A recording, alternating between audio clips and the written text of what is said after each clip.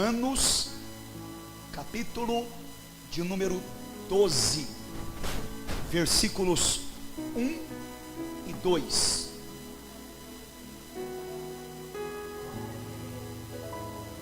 Que Deus abençoe cada irmão e cada irmã que está aqui.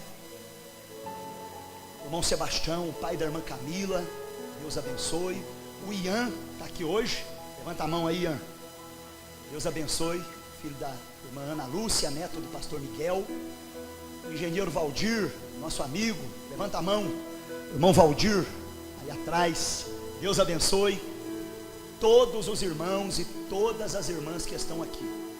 Estou vendo muito rostinho novo. Sejam bem-vindos. Como que a igreja vai dizer para todos? Sois bem-vindos em nome do Senhor Jesus. Abra comigo sua Bíblia, Romanos capítulo 12. Nós vamos ler o versículo 1 e o versículo 2. Em seguida, nós vamos orar. Vamos orar pelo pastor José de Barros, que foi o obreiro que Deus usou para começar a renovada em Itajubá. Ele está enfermo, internado no hospital, precisando da nossa oração. Vamos orar também pela irmã Inayara, que está enferma, e pelos obreiros que estão pregando hoje fora. O presbítero Anderson está em Piranguinho, o evangelista Thales em Delfim Moreira, a missionária Creuza em São José do Alegre. E vamos orar pelo pastor Lucas, que está em Baependi, com uma equipe fazendo a obra do Senhor. Romanos 12, quem achou diz amém. Rogo-vos, pois, irmãos, pela compaixão de Deus, que apresenteis o vosso corpo em sacrifício vivo, santo e agradável a Deus, que é o vosso culto racional.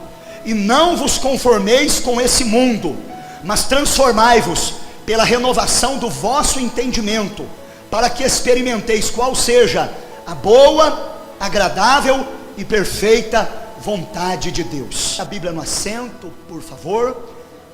Quem precisa de oração? Você e a sua família. Faz assim com a mão. Permaneça com a mão levantada, fecha os teus olhos e vamos colocar então todos os pedidos diante de Deus. Pai, nós agora colocamos diante do Senhor os pedidos de oração. Intercedemos pelo nosso querido pastor José de Barros, pela cura do teu servo, que está internado lá no hospital. Dá saúde ao teu filho, papai, cura ele. Nós oramos pela jovem Inayara, para que o Senhor dê saúde para ela. Intercedemos pelos irmãos que estão pregando nas congregações. Usa o presbítero Anderson lá em Piranguinho, o evangelista Thales em Delfim Moreira, a missionária Creuza lá em São José do Alegre. Abençoe o pastor Lucas, que com uma equipe está lá em Baependi. Abençoa, Senhor, outros irmãos que também estão fazendo a tua obra. Também oramos por cada família aqui representada, por cada pessoa aqui presente. Olha para cada causa, para cada necessidade. Deus, vai de encontro e dá vitória para o teu povo, para a tua igreja, em nome de Jesus, amém. Quem veio para ouvir a voz do Senhor aqui diz amém. Aleluia. Esse já é o terceiro culto de louvor e adoração a Deus. E nós temos uma mensagem para o seu coração. Com a ajuda do Espírito Santo, eu quero pregar sobre o seguinte tema: a boa, agradável e perfeita vontade de Deus. Repita comigo: a boa, perfeita e agradável vontade de Deus. Baseado em Romanos capítulo 12, versículos 1 e 2. Eu quero falar sobre esse tema nessa noite de domingo. Abra bem o seu coração, preste muita atenção. Deus falará com você, incentivando as crianças. O Espírito Santo está no nosso 17 de agosto. A liberdade para ele aqui.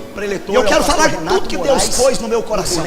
Prepara-te para receber a mensagem de Deus para a tua vida. Vale a pena. Meus queridos irmãos, a partir de terça-feira, Romanos, uma caixa bem na entrada da igreja, uma carta maravilhosa. Eu quero pedir a você que traga Romanos. É uma das principais epístolas das crianças.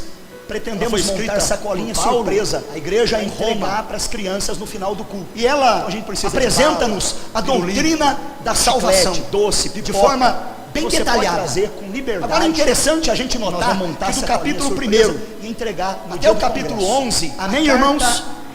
Glória a Deus. Ela é de ensinamento.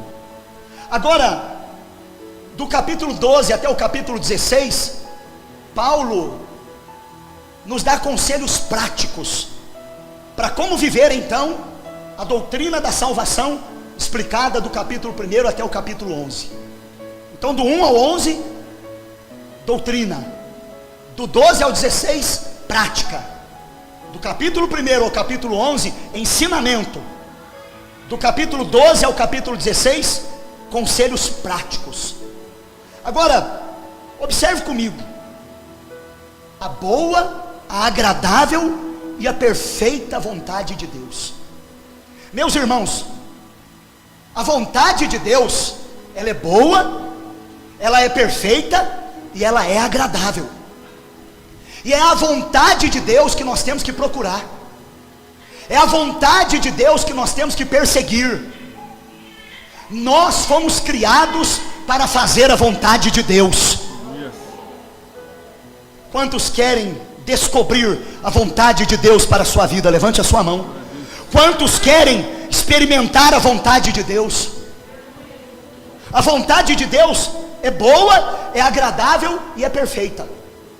É interessante nós notarmos também o seguinte: o melhor lugar para nós estarmos é no centro da vontade de Deus. Se estivermos no centro da vontade de Deus, podemos estar no meio de uma guerra, mas teremos paz. Se estivermos no centro da vontade de Deus, podemos estar enfermos, mas teremos paz. Se estivermos no centro da vontade de Deus, podemos até estar sem dinheiro, mas o nosso coração terá paz. O melhor lugar para estarmos é no centro da vontade de Deus. Meus irmãos, nós não podemos fazer a nossa vontade, nós precisamos fazer a vontade de Deus. Você não pode fazer o que você quer. Você até pode, mas você não deve fazer a sua própria vontade. Você precisa procurar fazer a vontade de Deus. Se nós fizermos a nossa própria vontade, nós podemos nos frustrar, nós podemos fracassar. Mas se permanecermos na boa, agradável e perfeita vontade de Deus, seremos mais que vencedores por Cristo Jesus nosso Senhor. Olha que interessante, Romanos capítulo 12, versículos 1 e 2.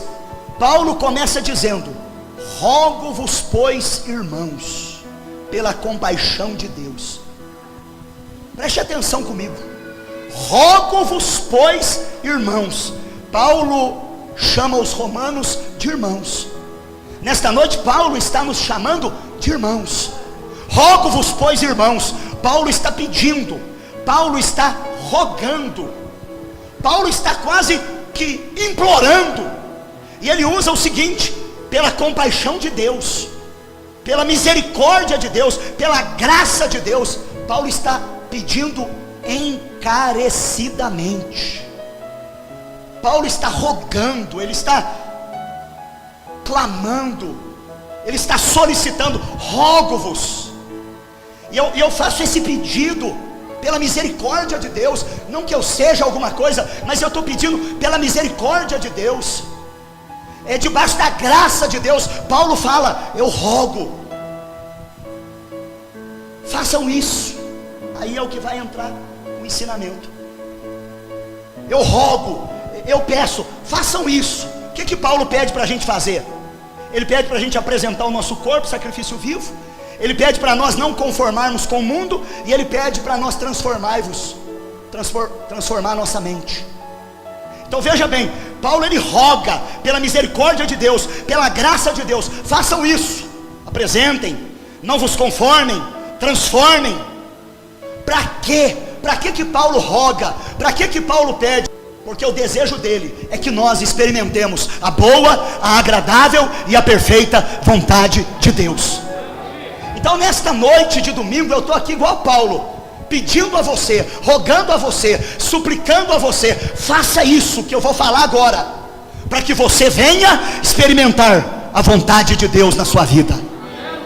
Chega de dar murro em ponta de faca, chega de bater cabeça, vamos entrar pelo caminho da palavra. Chega de achismos, chega de suposições, vamos perseguir a vontade de Deus, vamos buscar a vontade de Deus, vamos fazer a vontade de Deus. Qual é a vontade de Deus para a sua vida? Será que a vontade de Deus é que você fique solteiro? Será que a vontade de Deus é que você fique casado? Será que a vontade de Deus é que você trabalhe na obra em tempo integral? Será que a vontade de Deus é que você prospere bastante e seja um financiador da obra de Deus? Será que Deus quer fazer de você um grande pregador, um grande adorador, uma mulher de oração, um homem de oração? Qual é a vontade de Deus para a sua vida? Que você seja um engenheiro, que você seja um médico, que você seja uma psicóloga, que você seja um advogado. Qual é a vontade de Deus para a nossa vida? Precisamos buscá-la, precisamos persegui-la. E é isso que Paulo está dizendo: rogo-vos, peço-vos, pela compaixão de Deus. Vejamos então o que Paulo apresenta aos romanos, e eu quero apresentar a vocês, para que nós tenhamos a plena confiança de estarmos fazendo a vontade de Deus. Em primeiro lugar, rogo-vos, pois, pela compaixão de Deus, que apresenteis o vosso corpo em sacrifício vivo, santo e agradável a Deus, que é o vosso culto racional. Você quer fazer a vontade de Deus? Então, em primeiro lugar, o conselho de Paulo para mim e para você é: apresente o seu corpo como sacrifício vivo, santo e agradável para Deus. Sacrifício vivo, santo e agradável a Deus. Em Romanos 6, 12 e 13 está escrito assim: não reine, portanto, o pecado em vosso corpo mortal, para lhe obedecerdes em suas concupiscências, nem tampouco apresenteis os vossos membros ao pecado por instrumentos de iniquidade, mas apresentai-vos a Deus como vivos dentre os mortos, e os vossos membros a Deus como instrumentos de justiça. O nosso corpo tem que ser apresentado a Deus como um sacrifício. Deus quer o seu corpo. Esse negócio que Deus só quer o coração é mentira. Esse negócio que Deus só quer o coração é balela. Esse negócio que Deus só quer o coração é conversa fiada. A palavra é clara: rogo-vos que apresenteis o vosso corpo como sacrifício a Deus. Você precisa apresentar esse corpo. É esse mesmo, bate assim, ó. É esse mesmo, é esse, é você, esse corpo aí. Aqui não está falando da alma, aqui não está falando do espírito, aqui está falando do corpo. Você precisa apresentar o seu corpo em sacrifício para Deus. Mas olha que interessante, ele diz, em primeiro lugar, sacrifício vivo. Tem alguém vivo aqui nessa noite? A Bíblia diz no Salmo 115, no verso 17, que os mortos não louvam a Deus. No cemitério ninguém louva a Deus, irmão. É por isso que Paulo está dizendo que nós temos que apresentar o nosso corpo a Deus como sacrifício vivo. Os vivos adoram a Deus. Levante a sua mão porque você está vivo. Glorifique a Deus porque você está vivo. Os mortos não podem louvar a Deus. Então, em primeiro lugar, você precisa estar vivo. A palavra vivo nos remete a cuidar bem do nosso corpo. É interessante, irmãos, que muitos de nós relaxam no cuidado do corpo. Você precisa ir ao médico. Você precisa cuidar da sua saúde. Se necessário for, você precisa tomar remédios. Se preciso for, você precisa fazer dieta. Não siga a dieta do pastor. Vocês sabem que eu faço dieta, né? Só que a minha dieta pode não servir para você. A minha dieta é a dieta da sopa. Deu sopa, eu mando para dentro. Brincadeiras à parte, Se você precisa de dieta, faça de dieta.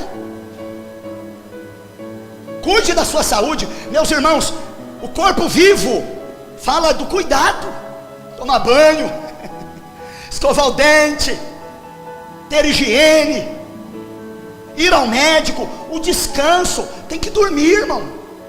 Um pregador disse: em algumas vezes eu senti que a coisa mais espiritual que eu poderia fazer era deitar e dormir. Você vai ficar até tarde assistindo televisão, você pode pecar. Vai dormir, você vai estar descansando o corpo, para no outro dia começar uma nova jornada. Tem que dormir direitinho, tem que ter hora para deitar, tem que ter hora para levantar, descansar, uma boa alimentação. Não estou falando aqui da gula, irmão. A gula é pecado, você tem que ter cuidado. Uma atividade física não é pecado, uma caminhada é importante. Veja bem, o nosso corpo precisa estar vivo, porque os mortos não louvam a Deus. Apresenta o seu corpo a Deus vivo, para que você tenha saúde, energia para levantar a mão e dar glória a Deus, para vir no culto, para ir na congregação, para subir no monte. Quantos não têm mais saúde? Eu estou lendo a história de um grande pregador, num livro chamado Os Generais de Deus, Evan Roberts, o grande avivalista do país de Gales. Um homem que morreu novo, um homem que Deus usou muito, mas morreu com mais ou menos 30 anos. Mas ele não descansava nada, e por várias vezes ele ficou deprimido, teve colapso emocional, colapso no sistema nervoso. Morreu jovem, porque não aprendeu a questão do descanso. O próprio Deus descansou. 6 dias ele criou o mundo, mas no 7º ele descansou. Você não é melhor que Deus. Você precisa cuidar do seu corpo. Descanse.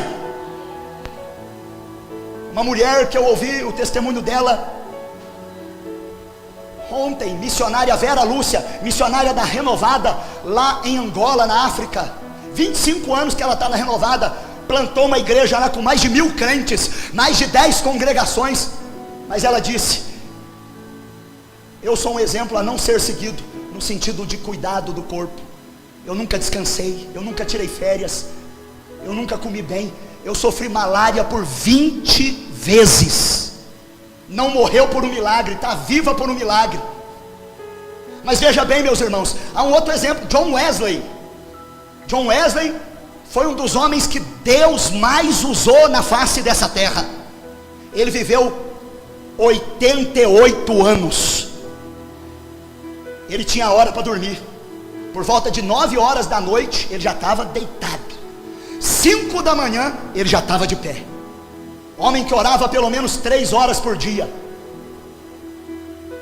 Ele acordava, ele caminhava, ele corria, ele andava a cavalo, ele pregava, ele não exagerava na alimentação. Era um homem cauteloso, viveu 88 anos e fez coisas tremendas para Deus, especialmente na Inglaterra. O nosso corpo tem que ser apresentado para Deus vivo. Quem está me entendendo, levanta a mão, dê glória a Deus. Cuida da sua saúde, cuida do seu corpo. Tem que ter descanso, tem que ter boa alimentação, tem que fazer uma atividade física.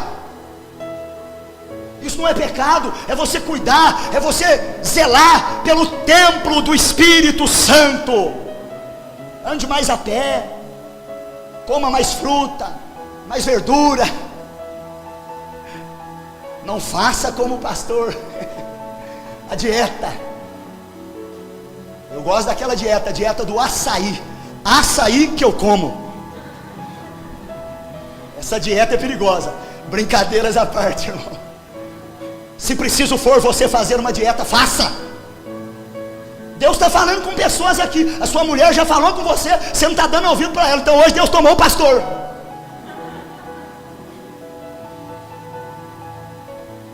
E tem mulher aqui também que não ouve, o marido está falando.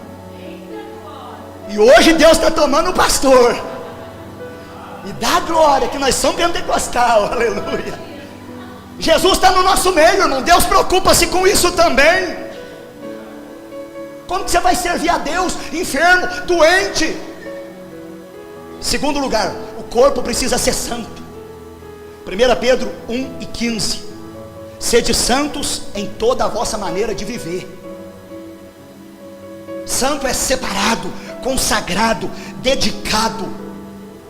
O nosso corpo precisa ser consagrado a Deus. O nosso corpo precisa ser dedicado a Deus. Santidade no nosso corpo.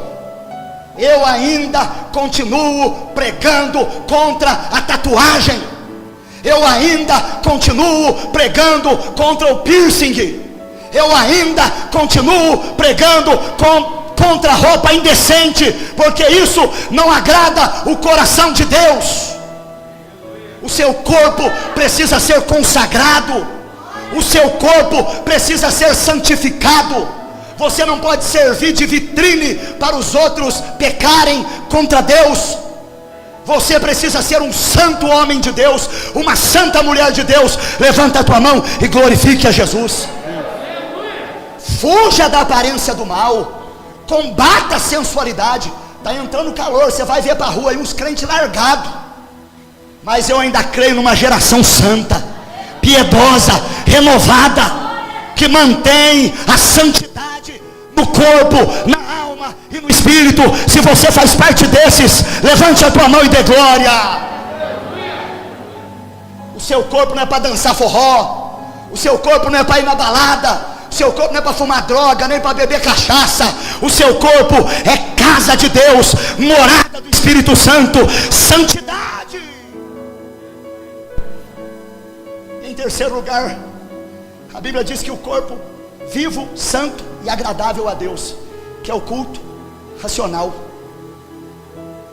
1 Tessalonicenses capítulo 4 diz assim: finalmente, irmãos, vos rogamos e exortamos. Olha a palavrinha aí, rogamos, em nome de Jesus, que assim como recebeste de nós, que de maneira devem andar e agradar a Deus, de modo agradável, andai assim, e continuem progredindo cada vez mais, porque vocês bem sabem que mandamento temos recebido do Senhor, porque essa é a vontade de Deus, a vossa santificação.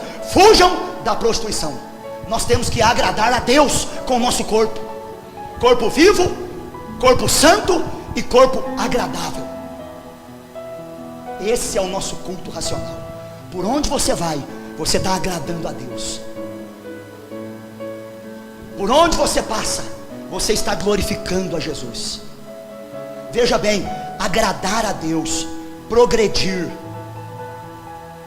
isso é mandamento de Deus. Então esse é o culto racional. Como então experimentar a boa, agradável e perfeita vontade de Deus? Em primeiro lugar, apresentando o corpo vivo. Você está vivo aí? Santo? Está santificado aí? E agradável? Está agradando a Deus aí? Esse é o nosso culto racional.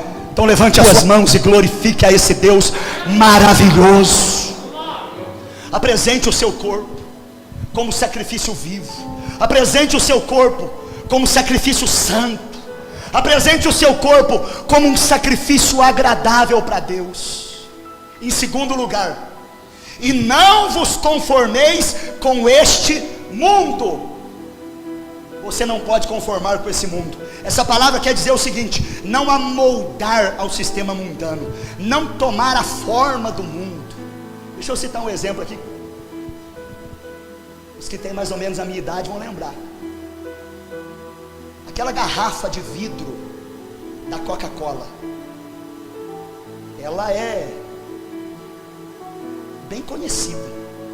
Quem se lembra dessa garrafa de vidro da Coca-Cola? Tem até hoje. Vocês estão fazendo aí que são novinhos, mas vocês sabem qual que é. E tem a garrafa da Fanta, e tem a garrafa do Guaraná Antártica, e tem também a garrafa da Tubaína. Não é uma diferente da outra? Ela tem a forma. A Coca tem o modo dela. Hoje é tudo de plástico. A maioria ainda tem, é de vidro, você acha? Mas a etiqueta diferencia, né? E de modo geral tem uma diferença na garrafa. Então tem aquela que é da Coca, tem aquela que é da Fanta. A da Tubaína é totalmente diferente. Não adianta, irmão, a Fanta querer tomar a forma da tubaína, aquele casco de vidro, que é tipo de cerveja, né? Não adianta a tubaína querer tomar a forma da garrafa de coca. Eu e você somos crentes, servos de Deus. Nós não podemos tomar a forma do mundo. Nós não podemos imitar o mundo, seguir os padrões do mundo. A Bíblia diz em 1 João 2,15: não ameis o mundo, nem o que no mundo há. Se alguém amar o mundo, o amor do Pai não está nele. Que palavra! Não ame o mundo. Tem gente, irmão, que morre em cima do caixão, põe bandeira do Corinthians, põe bandeira da escola de samba Mangueira. Idolatria. Pessoa pegada às coisas da terra. Você não pode amar as coisas desse mundo. Domingo, irmão, não é o dia do jogo. Domingo não é o dia da corrida. Domingo é o dia do Senhor. Domingo é o dia de adorarmos a Deus. Agora, as ideologias estão tentando tomar conta de nós. A ideologia de gênero, tudo é normal. São várias ideologias: ideologia marxista, o comunismo, o ateísmo. Deus está morto, Deus não existe, não existe pecado. Ideologias estão tentando dominar a nossa mente através dos filmes, através das propagandas, através da mídia. Meus irmãos, o que falar do homossexualismo? Meus irmãos, minhas irmãs, há uma pressão, querem enfiar goela abaixo em nós, que é errado ser homem, é errado ser mulher, o certo é ser homossexual. O sangue de Jesus tem poder. Deus fez homem, Deus fez mulher. O que passa disso não provém de Deus. Eles querem impor, eles querem desconstruir a família. Já não pode se comemorar mais o dia das mães, o dia dos pais. Tem que ter cuidado agora com o que se fala. O homossexualismo está muito forte. O lesbianismo, se você abrir a tela do computador e puxar notícias pela internet, vai ter alguma coisa falando de homossexualismo. Se você for ler um jornal impresso, vai ter alguma coisa falando de homossexualismo. Fulano se revelou, Bertano se manifestou. Irmão, esse negócio está pesado, está carregado. Eu quero dar uma palavra para você, homem: seja macho, seja homem de verdade. Tem varão valoroso aqui? Levanta a mão e dá glória grosso. Pelo amor de Deus, não afina a voz não. Será que tem mulher mesmo, feminina aqui? Mulher, levanta a mão, irmã, e dá glória doce. Não engrossa a voz não, irmã, fala fino. Cuidado, o negócio está feio. Não se conforme. Eu não vou aceitar isso. Não aceite isso, meu irmão. O nosso padrão é Bíblia. Aborto. Querem que a gente concorde com o aborto? Nunca vamos concordar com o aborto. Aborto é pecado, continua sendo pecado. Minha mãe tentou me abortar, mas Deus me livrou da morte ainda na barriga dela. E hoje eu estou aqui para pregar contra o aborto. As modas, o padrão hoje é ditado por homossexuais, por travestis, por lésbicas. A roupa não fica vibrada na artista não, no ator. Toma cuidado, o nosso padrão é Bíblia. A bebida alcoólica, a droga, parece que é normal, a violência. Hoje eu fui no LM comprar pão para tomar o café da tarde e fiquei admirado de ver um velhinho já de idade, irmão, uma caixa de cerveja. É normal para eles, é bonito para eles, mas isso fede diante da narina de Deus. Quando eu entro naquele supermercado ali, irmão, só de manhã, fico imaginando quem trabalha, aquelas músicas besteirentas, só o sangue de Jesus. Agora já aprendi, na maioria das vezes eu vou com um foninho, ouvindo pregação, ouvindo louvor. Já viu as músicas de hoje? Não aceita isso não, não se conforme, não é normal não, irmão. Não se conforme, não aceita não. Faça a diferença na escola, no trabalho, na sua casa. Deus te chamou para não se conformar com esse mundo. E por último, transformai-vos pela renovação do vosso entendimento. Transformar é mudar de vida. 2 Coríntios 5,17: se alguém está em Cristo, nova criatura é. As coisas velhas já passaram e tudo se fez novo. Efésios 4, 28. Aquele que furtava, agora não furta mais.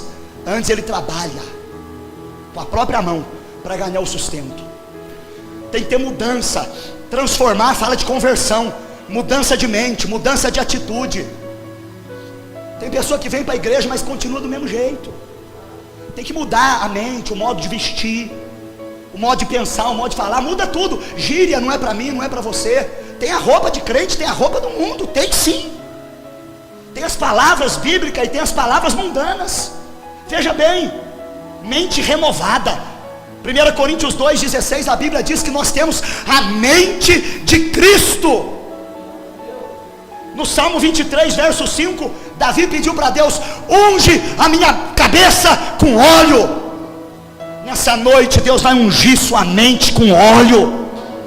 O Espírito Santo vai dominar você. Você terá a mente renovada. Quer experimentar a vontade de Deus? Transforme-se, renove a mente. Pensa os pensamentos de Deus, porque os pensamentos dele são melhores do que os nossos. Os caminhos de Deus são mais altos do que os nossos. Eu estou falando uma palavra forte. Eu estou falando uma palavra para você refletir. Eu estou fazendo você pensar. Eu sei que tem gente aqui olhando para mim com os olhos esbutalhados, mas em nome de Jesus, receba essa mensagem.